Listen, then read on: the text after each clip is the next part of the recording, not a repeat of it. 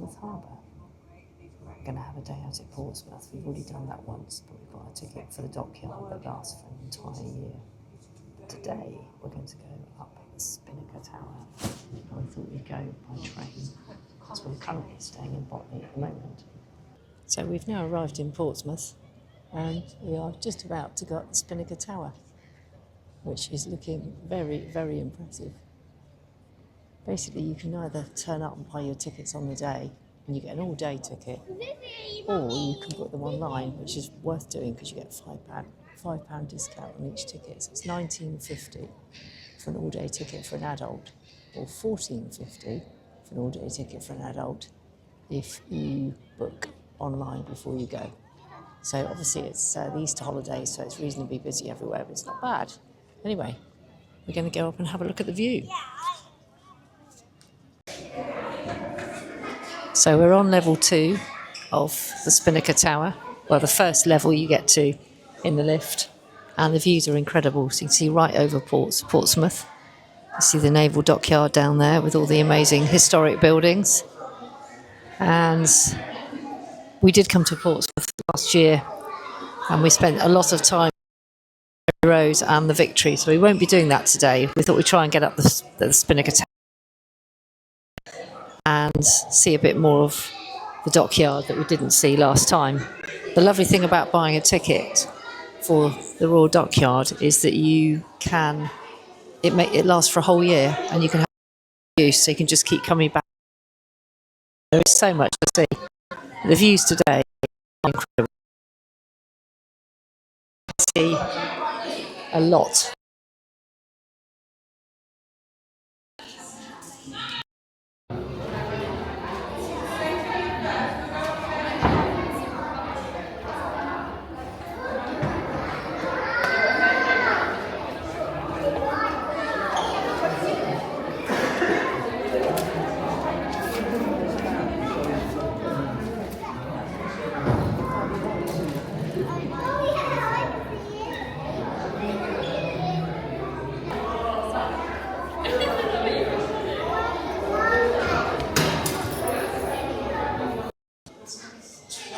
So I'm not going to stand on this because I can't be bothered to take my shoes off. However, you can look right down and see how far up you are. Not for the faint-hearted. Those kids are brave. It's an amazing view. Yeah, a bit scary, isn't it? Oh yeah, you can see that.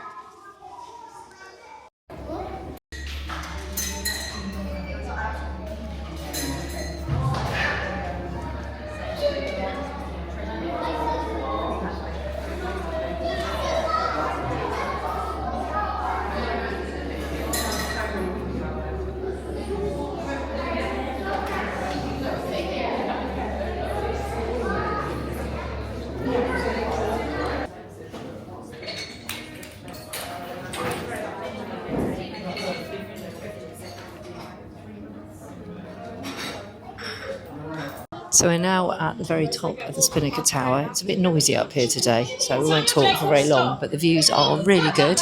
Straight ahead, you can see the White Tower, and just behind the White Tower is some housing, and under that housing is HMS Victory, which of course is still being refurbished. It was like that when we came in November. And you can see the historic dockyard all laid out. You can see the marina. And it's a hive of activity down here in Portsmouth today. It's certainly a hive of activity in this tower. Warrior down there is where we hope to go later on today. We're hoping to go to HMS Warrior, that's right. Is that the black and red one? That's the one right in front of us. Yeah, that'll be good to see, won't it? Plus, that other one, the ferry boat, is the Island Tour. Yeah, we'll try and do that one as well today. Yeah. But it is very busy and very noisy up here at the moment. Easter holidays.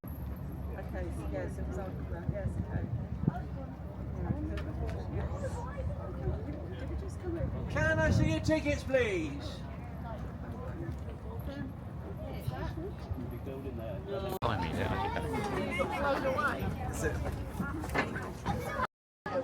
Yeah.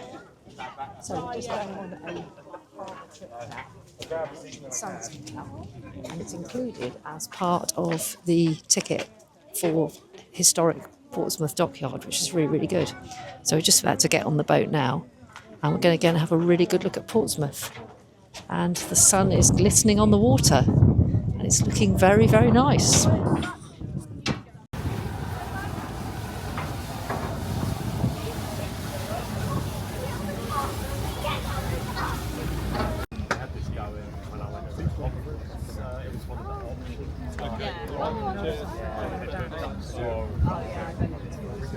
Cat for the start of your harbour tour. Right, so as we get things underway, folks, we're going to start the tour here on our right hand side, or the starboard side of the boat, and that is by looking towards HMS Warrior.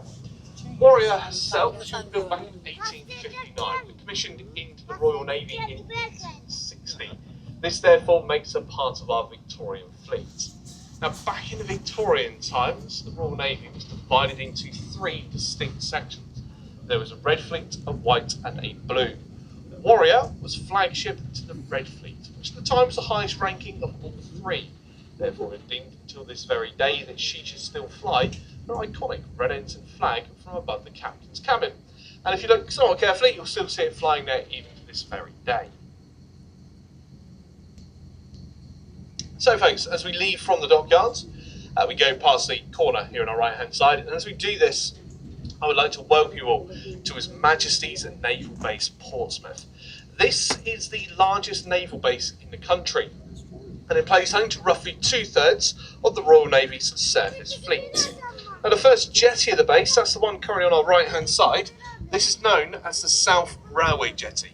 It gets that name as it used to be as far south that the railway line here in Portsmouth used to extend to.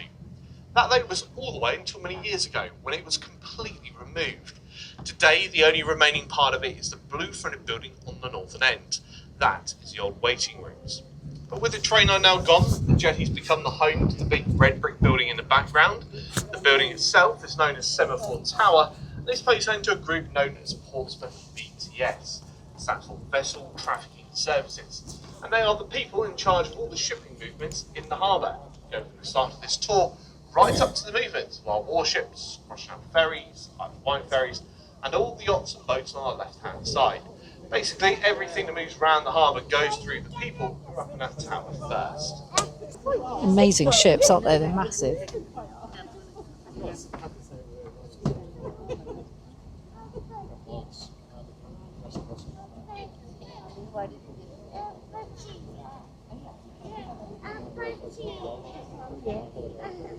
As we move along, folks, down our right-hand side, we're going past the first warship in the harbour. Here is D-37, and this is HMS Duncan.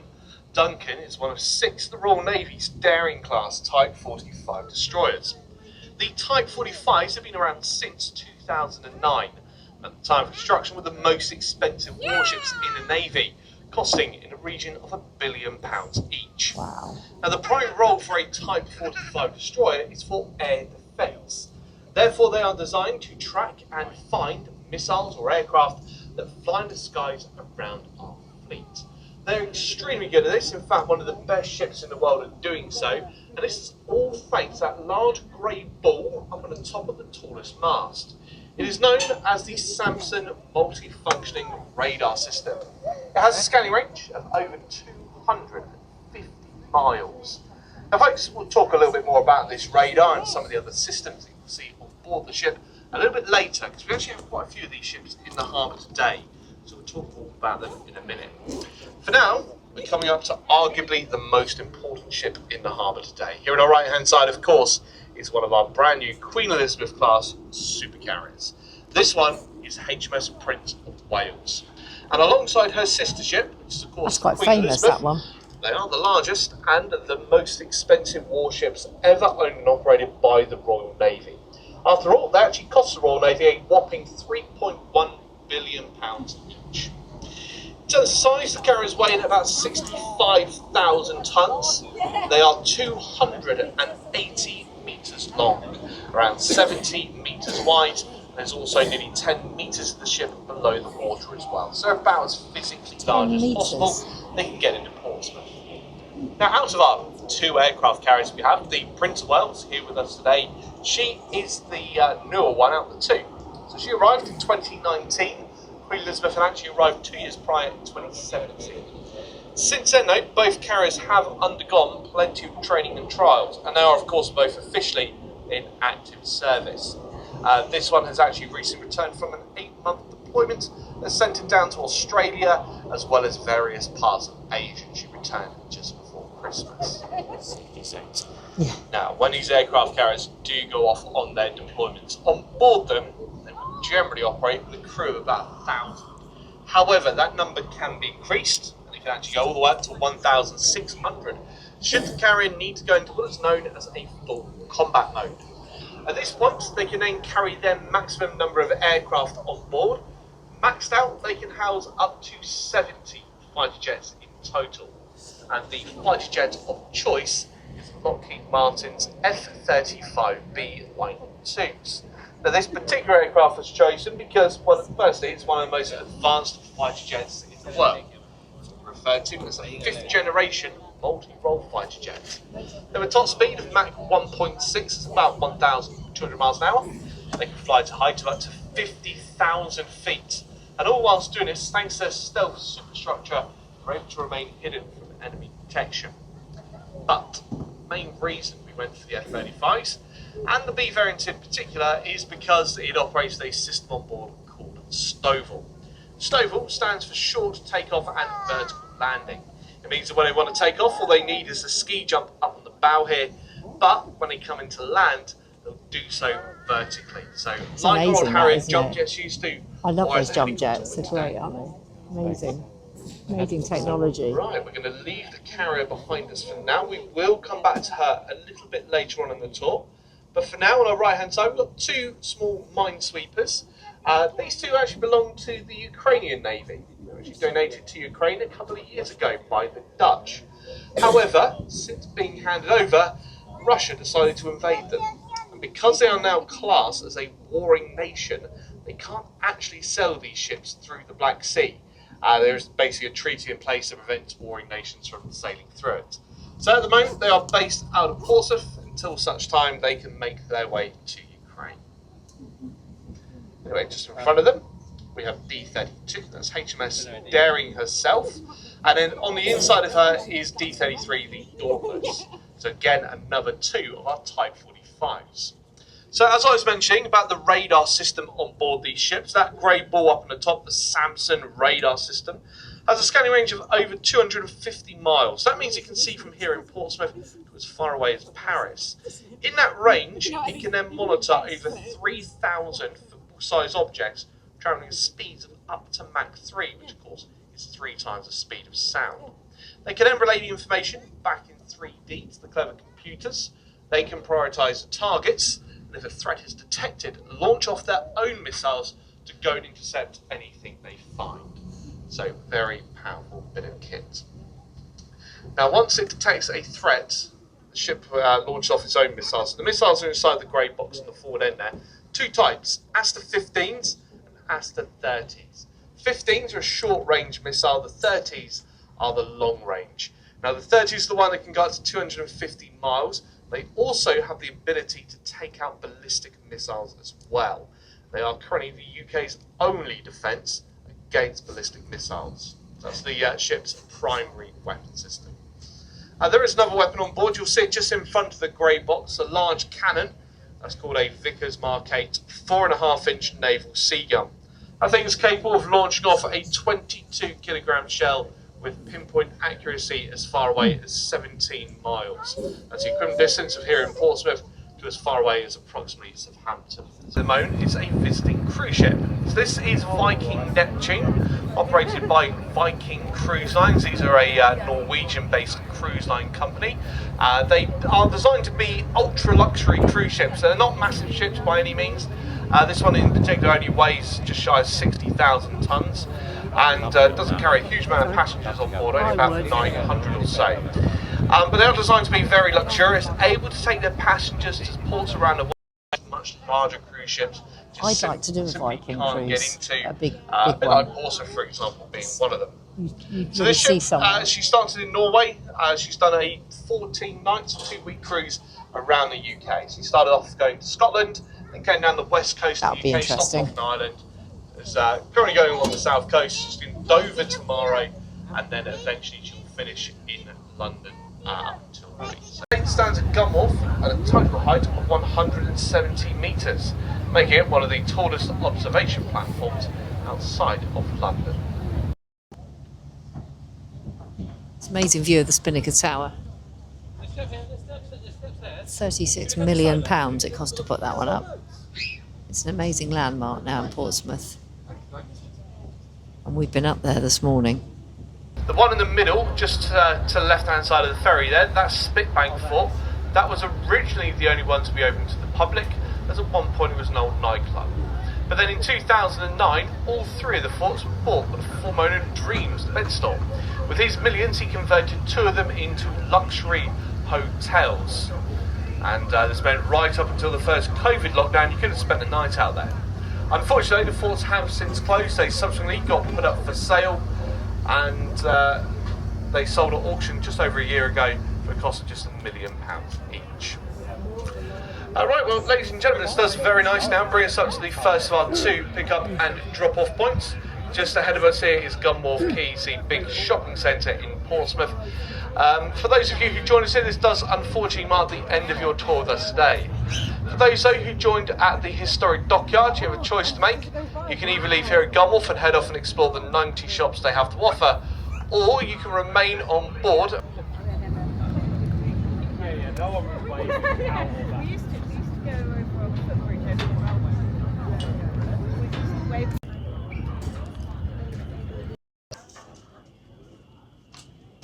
Recommend the tour. Very good harbour tour.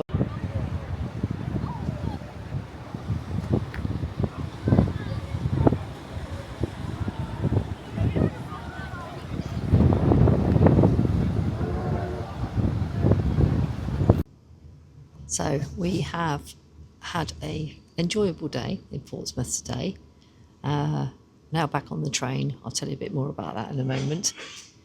We should have been back a little bit earlier, but I'll explain what's been going on in just a sec. So we got the train down from Botley Station, direct down to Portsmouth, and it's nice, it's right down on the quay. And we got there and I don't know what we did first. We went straight up the Spinnaker Tower, that's right, which was really good. And quite busy, obviously it's the school holidays, but it was good because you buy your day ticket. The next station is Portsmouth and Southsea. Change here for European ferry services. Please mind the gap. Sorry about that. Anyway, we went up the Spinnaker Tower. That was quite busy, but it was well worth it because you can buy a day ticket and go up there as much as you want, up and down all day if you want. We had a cup of coffee up there as well. Then we came back down and we went for a look around the shopping centre, which has lots of sort of designer shops, discounted prices. It's a bit like a kind of, well, it's a retail village basically. And we had a browse around there for a bit. And then we decided to go and have lunch, and we went into Zizzi and had a very nice lunch, and the service was extremely good. We do like Zizzi, they do have some good offers on as well. And then we went off to the Harbour. Well, we went into the historic dockyard, which we've done before, so we've done most of the big sites like the Merry Rose and the HMS Victory. And we decided to go on the Harbour trip, which is included in the price of your ticket, so it's very good value. And you have an opportunity to actually see some of the naval craft moored up, which you wouldn't normally see. So that was really good. We then walked back to the station, and because of an incident at Wimbledon, somebody driven into a barrier apparently. The emergency services were on the scene. It's caused all sorts of problems on the train. So we're now delayed by about 30 to 40 minutes, but we're on our way back. And we've had a very nice day. Oh, and I've got something to show you. Turn that round. It's not pink, but it's a book about octopuses. And he's very happy. There's something else in here as well. I think you need to get that out. We have yet another addition to the family. This is Elvina, don't ask. This is Elvina. This is Portsmouth and Southsea. This Not. train is for London Waterloo. The next station is Fratton. Excellent. Fratton next. So she's very cute.